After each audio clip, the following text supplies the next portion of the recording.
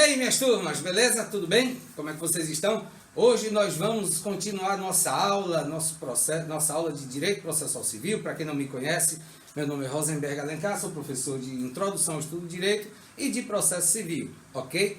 Hoje a gente vai dar continuidade à nossa aula e nós vamos estudar a Lei 13.105 de 2015. Mas, Rosenberg, a gente não estava estudando a execução? Sim, claro. Lei 13.105 de 2015 é o Código de Processo Civil. Peguei vocês, né? Já pensaram que eu ia trazer mais um assunto, mas não aperrei não, eu vou trazer mais um bocadinho de coisas aí pela frente pra gente. Dando continuidade à nossa ementa, nós vimos já tudo isso aqui. Esses dois assuntos que estão em azul, vocês sabem que foram coisas que eu introduzi na nossa ementa, porque eu considero importante a gente estudar a execução de alimentos e a gente estudar ação monitória. Talvez essas aulas sejam ao vivo, sejam ministradas ao vivo na nossa plataforma lá da instituição da nossa FACAP, ok? Beleza? Vamos dar continuidade? Então, como a gente viu na última aula, a execução da obrigação de fazer e não fazer, hoje nós vamos estudar a execução da obrigação de dar. Mentes maldosas vocês são. Gente, prestem atenção numa coisa. A nossa ementa e a doutrina trata muito essa obrigação como sendo a execução da obrigação de dar. Mas a norma processual ela trata como a execução da obrigação de entregar coisa certa ou de entregar coisa incerta. Rosenberg, existe coisa incerta, toda coisa não é certa? Não, a gente vai entender o conceitozinho mais adiante, mais na frente, todo bonitinho. A gente vai compreender o que é que diz exatamente, coisa certa, coisa incerta, e não tem nenhum bicho de 7 cabeças. Em 2 segundos a gente descreve tudo isso, a gente faz toda essa distinção e vocês não vão ter nenhuma dificuldade, beleza? Vamos lá. Quando a gente fala sobre essa questão da obrigação, da execução da obrigação de dar ou de entregar, seja coisa certa ou coisa incerta, tanto faz, a gente tem que entender que não importa se essa obrigação ela surgiu decorrente de um título executivo extrajudicial ou se ela faz parte de uma fase processual chamada cumprimento de sentença, que a gente já viu mais do que milhões de vezes. Eu bato muito isso e continuarei batendo até a gente quebrar de uma vez por todas, conseguir quebrar. Eu sei que eu sou somente uma formiguinha nessa história, mas conseguir quebrar esse ideologismo, essa fantasia que alguns tribunais criaram de que se trata de um processo autônomo, mesmo a lei dizendo que não é, e cobra custas processuais, custas judiciais para o cumprimento de sentença. Bom, mas isso já foi dito e redito e será falado e muitas vezes por mim na defesa dessa premissa que é processual, de que não existe mais um novo processo, e sim um cumprimento de sentença dentro dos mesmos autos, portanto, sem obrigação de custas processuais. Enfim, não importa se essa obrigação de dar ou de entregar coisa certa ou incerta, ela decorre de um título executivo judicial ou que aí seria através do cumprimento de sentença, ou de um título executivo extrajudicial, que aí, obviamente, você sabe, vai se originar essa ação através de um processo de execução autônomo, como a gente já viu isso milhões de vezes. Perfeito? E quando a gente fala nessa obrigação de entregar, de dar, a gente fala o seguinte, olha, se trata da transferência da posse. Se trata da transferência da posse. E essa transferência da posse do devedor, que é o obrigado na execução de entregar ou de dar, eu vou tratar sempre com um só, ou entregar ou dar, certo? Para não ficar entregar, beleza? Então, se trata da transferência da posse, daquele objeto, daquela coisa que se encontra na posse do devedor, de quem deve cumprir a obrigação, para as mãos do credor, que é o titular do direito de ter aquele bem, de ter aquela coisa em suas mãos. Então, quando a gente fala sobre isso, a gente já deve entender, olha só, a própria expressão dar ou entregar já significa a transferência das mãos de um para o outro. Então, a gente já consegue entender exatamente o que é, perfeito? Cândido Rangel Dinamarca, que eu indico para vocês tranquilamente, né? Tanto ele quanto Epídio Donizete, Didier também é excelente, mas assim, eu gosto muito da linguagem desses dois autores, inclusive para a gente que está no ambiente acadêmico. Então, Cândido Rangel Dinamarca começa descrevendo em sua obra sobre execuções o seguinte: a quem é credor de dinheiro, que se propicie o dinheiro a que tem direito, Há quem é credor por uma coisa individualizada, coisa individualizada, coisa certa, que se entregue à posse dessa coisa específica e identificada. A quem tiver direito a uma conduta comissiva ou omissiva de outrem, que se ofereçam os resultados esperados dessa conduta, a obrigação de fazer e não fazer. Está vendo que conceito abrangente? Dei um espaçozinho. Daí as diversas espécies de execuções, que se vêem no sistema executivo brasileiro, a exemplo do que se dá nos países civilizados em geral. Beleza?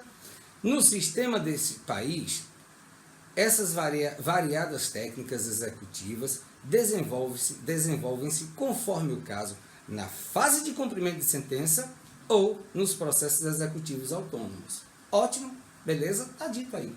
Então, tanto faz ser na fase de execução, na fase de cumprimento de sentença, como através, que aí seria através do cumprimento da sentença, né, um título executivo judicial, ou através de um processo de execução autônomo, que é através da execução de um título executivo extrajudicial.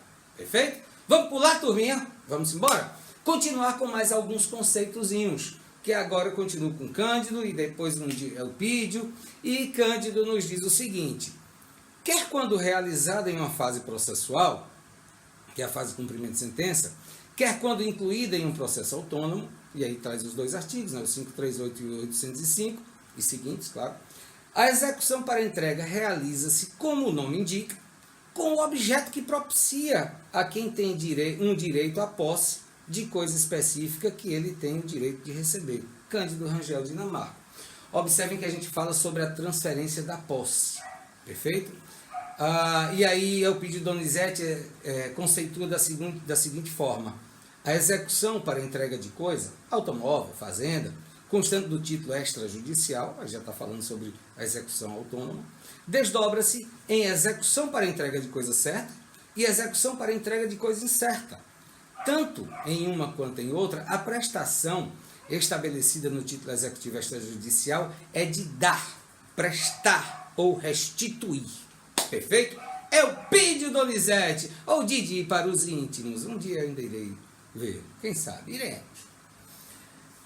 A nossa norma processual, ela já vem trazendo para a gente toda a conceituação e as obrigações como elas devem ser satisfeitas. Então, a entrega de coisa, a execução para a entrega de coisa, começa sobre a coisa certa. E quando a gente fala sobre a obrigação de entrega de coisa certa, a gente deve entender o seguinte: olha só, se trata do meio mais simples de execução, entrega de coisa certa. Escola. É uma entrega, eu preciso da posse deste copo. Então, é este copo aqui que eu preciso de posse. É deste especificamente, não de outro, é exatamente desse. Falando isso, até um golinho de água é bom. Então, quando se fala em coisa certa, ela é individualizada. Esta televisão da marca tal, que eu não vou fazer merchan, que eu não estou ganhando nada por isso, nenhum jabá, da marca tal, com tantas polegadas, exatamente esta, não é outra. Do modelo tal, ela está toda especificada, individualizada. Quando a gente fala em entrega de coisa certa, a gente está individualizando aquele bem com todas as suas características, quantidade, gênero, tudo. Diferentemente de coisa incerta. Quando a gente fala em coisa incerta, por exemplo, é uma televisão de, eu sei lá, não sei quantas polegadas, vou chutar aqui, 40 e tantas polegadas. Pronto, é uma televisão de 50 polegadas. Pode ser qualquer uma televisão de 50 polegadas. Não tem que ser necessariamente esta. É qualquer uma televisão de 50 polegadas. Quando a gente fala, eu não sei as polegadas essa não, viu gente? Quando a gente fala em um notebook, tanto faz. Eu preciso de um notebook. Eu preciso que me seja entregue um lote de 10 cadeiras. De 10 carteiras escolares. Azuis. Não importa a marca, não estou especificando quais são. Mas se eu chego dentro de um lote e digo, eu preciso especificamente daquela cadeira azul, que é de plástico, que está localizada tal, que ela possui tanto tempo, que ela foi comprada através da nota fiscal tal, que a individualiza, que a especifica, então eu estou tratando de coisa certa. Quando eu digo coisa incerta, é qualquer um bem de acordo com o seu gênero. e a sua quantidade. A gente vai na coisa incerta em busca da maior especificidade possível para tentar individualizá-la, mesmo dentro de um conjunto. Quando se tratam de 10 sacas de feijão, são 10 sacas de feijão. Não tem que ser necessariamente das 10 sacas de feijão daquela produção específica, daquela marca tal. São 10 sacas de feijão. Mas quando eu digo que tem que ser daquela produção, que tem que ser daquela colheita, que tem que ser daquele modelo, daquele estilo lá, feijão preto, então tem que ser especificamente aquilo, eu estou dizendo a coisa certa qual é. Perfeito? Então o artigo 806 do CPC começa dizendo para a gente quais são as diretrizes para a execução da entrega de coisa certa. Vamos dar uma olhadinha? O devedor de obrigação de entrega de coisa certa, constante de título executivo extrajudicial, será citado para em 15 dias satisfazer a obrigação. Ele tem 15 dias para satisfazer a obrigação, é o que nos diz o caput, a cabeça do nosso artigo 806. Aí o parágrafo 1º diz o seguinte, olha só. Ao despachar inicial, o juiz pode fixar multa por atraso, multa por dia de atraso no cumprimento da obrigação, ficando o respectivo valor sujeito a alteração, caso se revele insuficiente ou excessivo. A gente já falou um pouco sobre essas questões em sala de aula da multa. Essa multa que se refere pelo descumprimento de uma ordem judicial é aquilo que nós chamamos de multa astrentes, que elas decorrem, elas são multas diárias ou periódicas estabelecidas pelo magistrado para o caso do descumprimento de uma obrigação de dar, de fazer, de não fazer, ok? Então decorrem dessas penalidades impostas pelo magistrado. Essa multa ela é revertida a favor da parte, não do judiciário. Entendidos?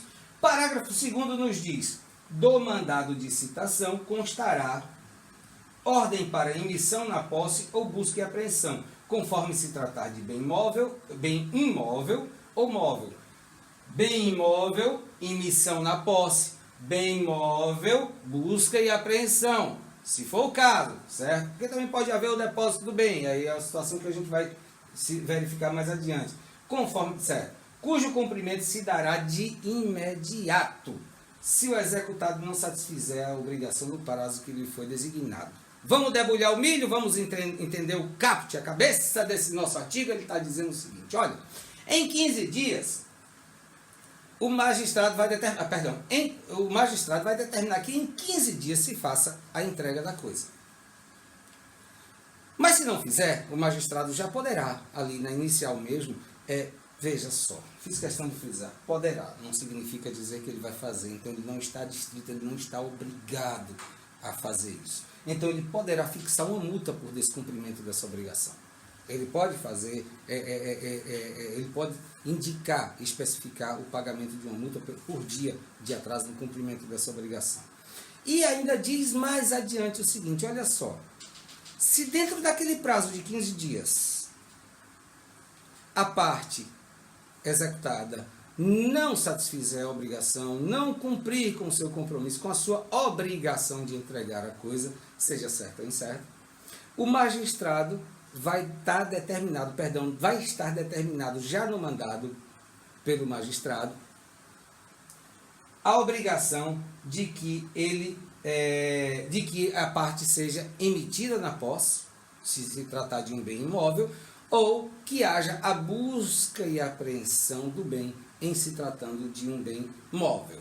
Ok? Deu para a gente entender? 806 é o melzinho na sopa, é todo bonitinho. Mas e aí, Rosenberg, o que é que a parte pode fazer? Bom, ao executado, ao devedor da obrigação, segundo Eupídio Donizete, ele tem pelo menos 3 atitudes básicas que ele pode tomar em se tratando dessa questão da execução de entrega, da obrigação de entregar. Ok?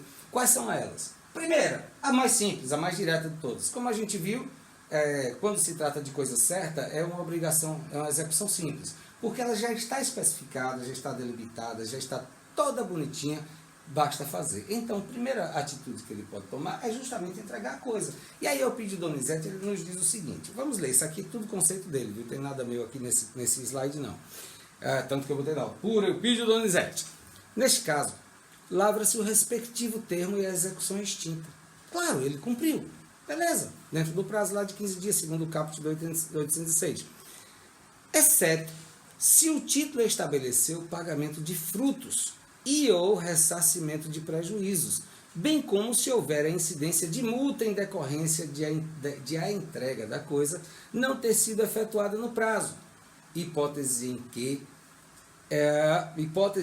que a execução transmuda-se em execução por quantia certa, exigindo prévia liquidação, se for o caso do artigo 807. Não transcrevi 807, aí não. Mas observem o seguinte: quando se trata dessa obrigação, se a parte executada entregar, ok, extinguiu a obrigação.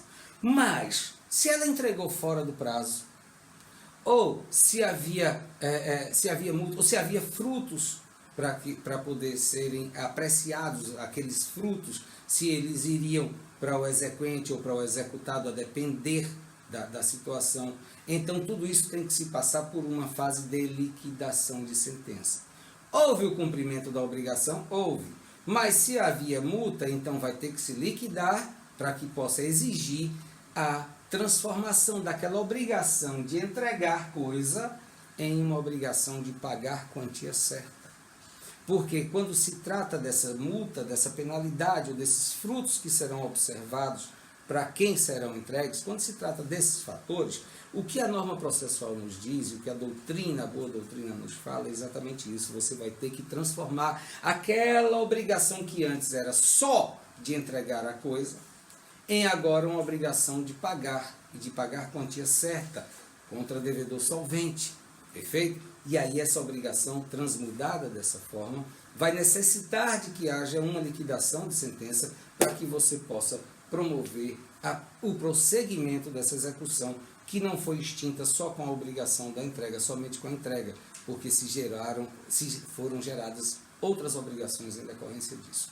Outra coisa que ele pode fazer é apresentar os embargos, e Donizete nos fala o seguinte: o executado poderá se defender por meio de embargos, independentemente de prévia garantia. O que é garantia? É aquilo que você faz, que você deposita em juízo para que o juízo da execução fique garantido. Ou seja, no caso de improcedência dos embargos, e aí vai ter havido o efeito suspensivo, né, no caso da garantia do juízo. No caso da improcedência dos embargos, o credor não tem o seu direito ao seu crédito obstado, prejudicado, porque o juízo da execução está garantido. Então, isso aí está escrito no artigo 914, que a gente vai ver agora. O executado, independentemente de penhora ou depósito, né, ou calção, poderá se opor à execução por meio de embargos. Embargos é uma das modalidades de defesa, então a gente vai estudar os embargos mais adiante. Continuando o conceito de Donizete, nos diz: o depósito da coisa, no entanto, faz-se necessário quando o executado pretender que seja conferido, efeito suspensivo aos embargos. Isso está no 919, parágrafo 1º, dizendo o seguinte: os embargos de execução não terão efeito suspensivo. Regra: o juiz poderá, a requerimento do embargante, atribuir efeito suspensivo aos embargos quando verificados os requisitos para concessão da tutela provisória, que a execução já esteja garantida, e desde que a execução já esteja garantida por penhora, depósito ou calção suficientes. Enfim, o conceito do Donizete é bem simples, era o que a gente estava dizendo.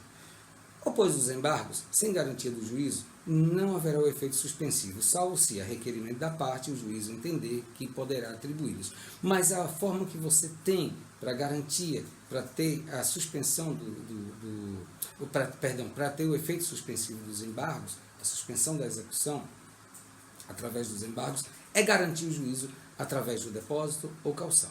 Perfeito? Então, está dito isso no nosso parágrafo 1º do artigo 919. A outra atitude do executado, é a que menos se espera, mas pode acontecer, é permanecer inerte. Não sendo a coisa entregue ou não tendo sido deferido efeito suspensivo aos embargos, iniciam-se os atos executivos tendentes à satisfação do credor. Na execução para a entrega de coisa certa, o meio empregado é o desapossamento. Acho muito interessante. Lembram que no início a gente falou que é justamente a transferência da posse das mãos do devedor para as mãos do credor? Ok? Beleza? Pronto. Essa expressão desapossamento eu não vou dizer que primeiro, mas ela é utilizada muito por Carnelucci. Então é uma expressão que ele se utiliza muito, falando sobre o desapossamento, que é justamente tirar da posse de um e colocar na posse do outro, a quem direito tem.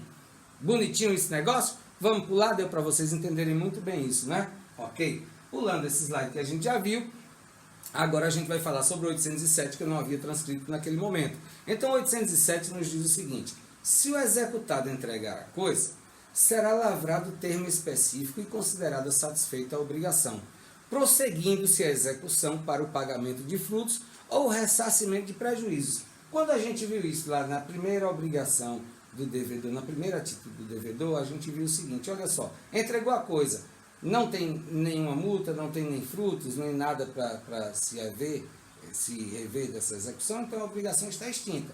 Mas se por acaso tiver alguma multa, ou tiver o ressarcimento de algum prejuízo, ou se tiver frutos a serem colhidos, a serem havidos dessa coisa, então o que é que se vai fazer? Liquidação, e a execução prossegue, só que já vai prosseguir na modalidade de execução para pagamento de quantia certa, porque a obrigação de dar, de entregar, já foi satisfeita, ok?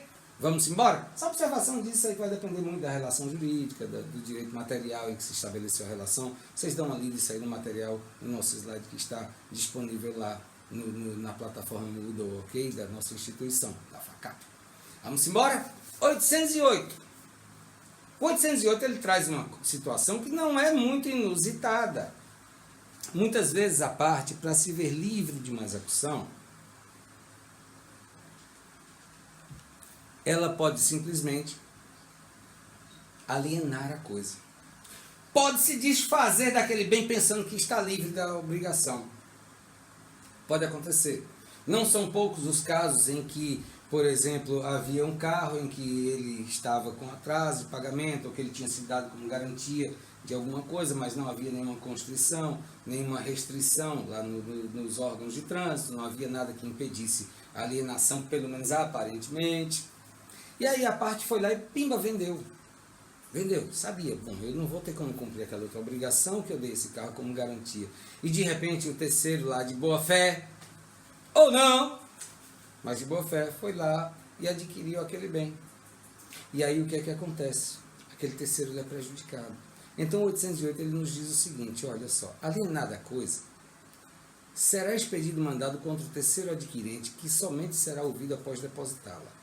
Vejam que quando se trata do terceiro adquirente, o seu direito de defesa só existe a partir do momento em que ele depositar a coisa. Por quê?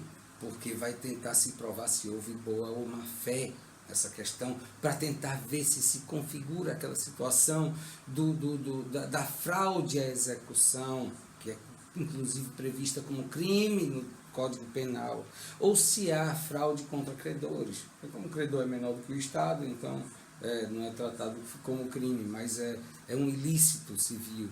Ok? Então, essa nossa observação nos diz o seguinte: a defesa do terceiro adquirente, embargos de terceiro, somente será apreciada se o terceiro depositar em juízo a coisa, objeto da ação de execução, de entregar coisa certa. O terceiro poderá ser nomeado, inclusive, como depositário fiel da coisa litigiosa. Quando se fala em depósito, não significa dizer que ele vai realmente chegar lá e colocar à disposição do judiciário dentro das hostes do judiciário. Ele pode ficar como depositário fiel. Depositário fiel é o responsável judicialmente pela guarda daquele patrimônio que é objeto da execução. Muitas vezes isso acontece justamente para poder tentar comprovar a boa-fé do terceiro adquirente, que pode ser prejudicado nessa situação toda. O 809, ele nos fala o seguinte: olha só, o exequente tem direito a receber, além de perdas e danos, o valor da coisa, quando essa se deteriorar, não lhe for entregue, não for encontrada ou não for reclamada do poder do terceiro adquirente. Então, além de receber o valor, de receber pelos prejuízos que o exequente sofreu, ele também tem direito a receber o valor da coisa quando ela for perdida ou quando ela não for localizada. Perdida, assim, deteriorada. O parágrafo 1º nos fala que, não constando do título o valor da coisa e sendo impossível sua avaliação, o exequente apresentará uma estimativa, já desde a sua petição inicial, sujeitando-se ao arbitramento judicial. Isso aí será o seguinte: não dá para a gente saber hoje o valor daquele bem, que é o objeto dessa obrigação de entregar a coisa certa, ok? Mas eu tenho que dar uma estimativa, porque inclusive a estimativa do valor da coisa vai ser o objeto para o cálculo do valor da causa, perfeito?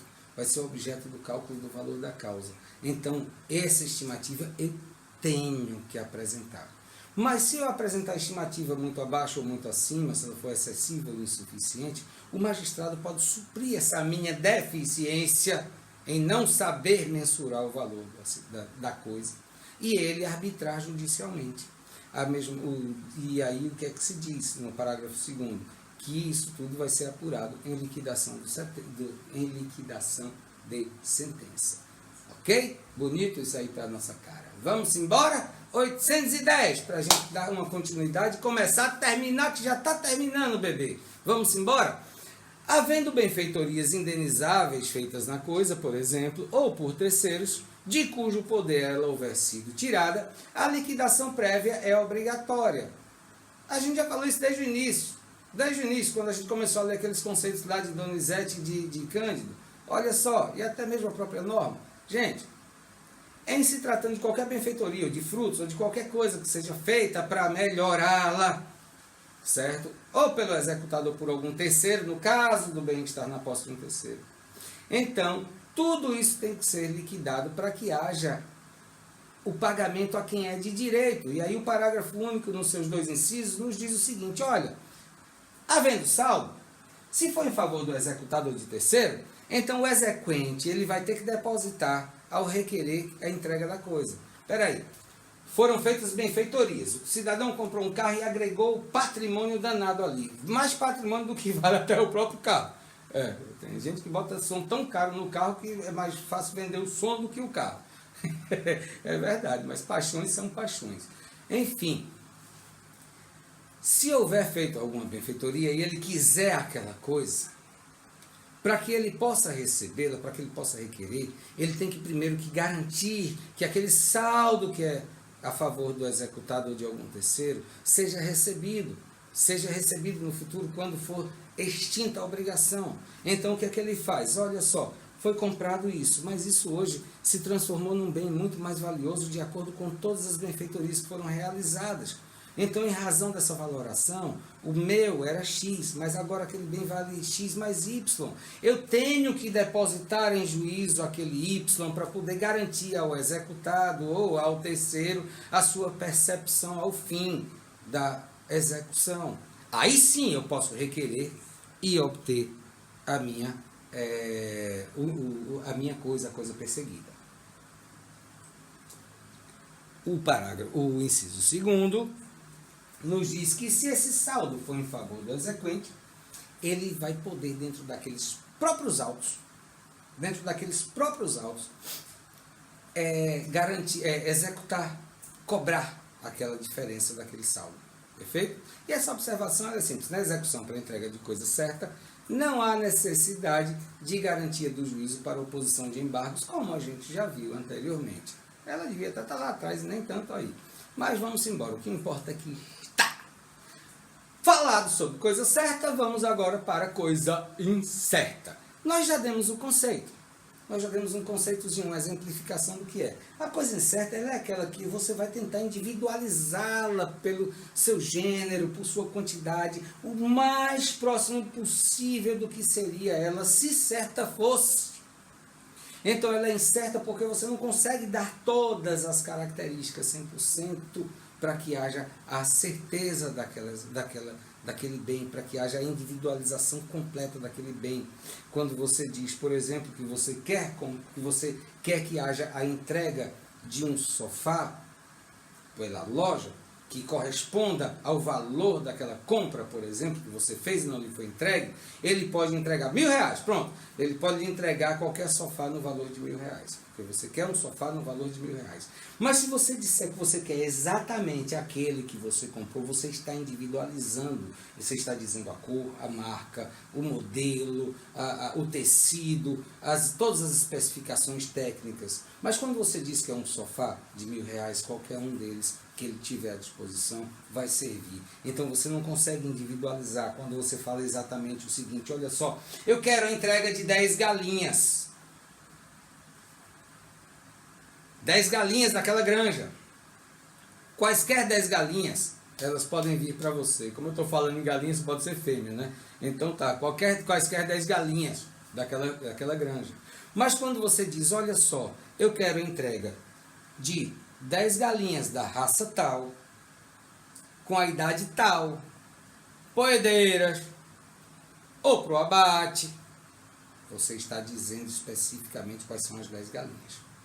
Mas quando você fala em 10 galinhas de uma granja, você está dizendo apenas o gênero e a quantidade. Você chegou o mais perto possível da especificidade da coisa, mas não especificou 100% ao ponto de torná-la como coisa certa. Beleza? O 811 nos fala o seguinte: quando a execução recair sobre coisa determinada pelo gênero e pela quantidade, o executado será citado para entregá-la individualizada, se lhe couber a escolha. Então ele vai lá escolher, se for da competência dele, a escolha desses bens para poder individualizá-los por completo.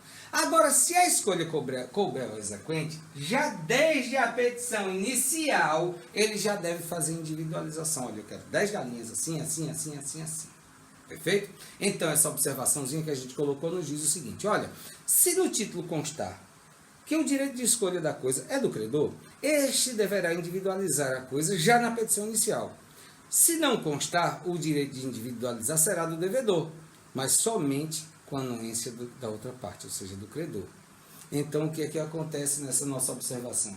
Mesmo que a escolha caiba ao executado, ele deverá fazer toda a individualização, mas o exequente é quem vai ter que anuir com aquela escolha que ele fez. Bonito? Vamos embora? Vamos pular que já está acabando? A execução da obrigação de entrega de coisa incerta é pequenininha. Mais 2 artigozinhos a gente acaba essa brincadeira. Então nos diz o seguinte, olha só, o 812. Qualquer das partes poderá, no prazo de 15 dias, impugnar a escolha feita pela outra, e o juiz decidirá de plano ou, se necessário, ouvindo perito de sua nomeação. Enfim, é tão óbvio esse artigo que ele até dispensa muito comentário, mas o que ele quer dizer é o seguinte, olha, havendo a escolha tanto pelo exequente ou pelo executado, se lhe couber esse direito de escolha, a outra parte terá o prazo de 15 dias para poder impugnar aquela escolha que foi feita. E aí, se o juiz não tiver capacidade para poder decidir, ele vai nomear um perito para que ele possa dizer se aquela escolha foi feita ou a impugnação possui alguma razão para poder dar prosseguimento a toda a situação. Ok? Para a gente acabar de terminar, disse o seguinte no 813. Aplicar-se-ão a execução para entrega de coisa incerta no que couber as disposições da seção 1 deste capítulo. Basta a gente dar uma lidazinha naquilo que cabe. Portanto, meninos e meninas, muito obrigado por mais essa aulinha. Eu peço a vocês que estudem porque a nossa avaliação está chegando. Um grande abraço e até a próxima.